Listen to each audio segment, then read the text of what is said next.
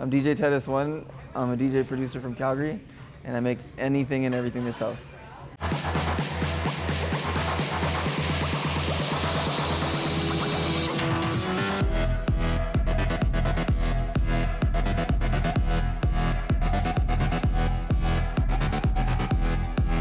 I'm originally from Chile, from Santiago, Chile. We had originally actually moved to Moose Jaw. I got a job in Calgary, came to Calgary. My mom, she was in bands all her life. I used to listen to a lot of 50s records with her. Like, those are my favorite, 50s, 60s, Bobby Vinton, Paul Anka. And I started listening to Kraftwerk and all that kind of stuff. And then it just stemmed off from there. I mean, natural progression. Originally, when I started getting into DJing, I got into hard trance, like just anything that was more banging. You're younger. That's what was at the raves at the time. Yeah, I remember my first show in Calgary. We didn't really know anybody, and I'd met a guy from Calgary who was in a pretty big production company out here. He had introduced me to a club owner down here. This club, we were given a residency, myself and this other guy. They gave us the worst night, but they gave us the option of doing a liquor special. The liquor special was penny highballs at the time.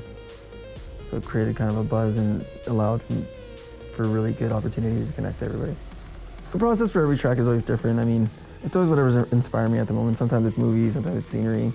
I mean, we all invest feelings into certain songs, whether we like something or hate something, it's always relative.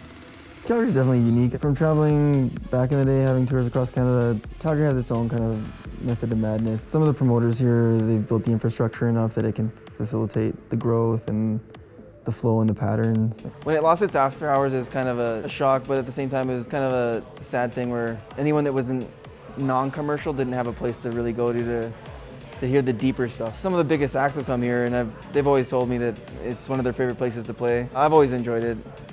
Small venues to big venues. I personally enjoy smaller venues, more intimate, and you can get away with a lot more intuitive stuff. I'm really happy, and it's exciting to see Heineken working with more of a local base in every city. It's really cool actually seeing a lot of these names pop up here and there and bringing everything together and showing how much talent Canada actually has on the global scale. For Heineken's Green Room, the one best part is that they bring a lot of shows. They definitely bring a little more of an edge.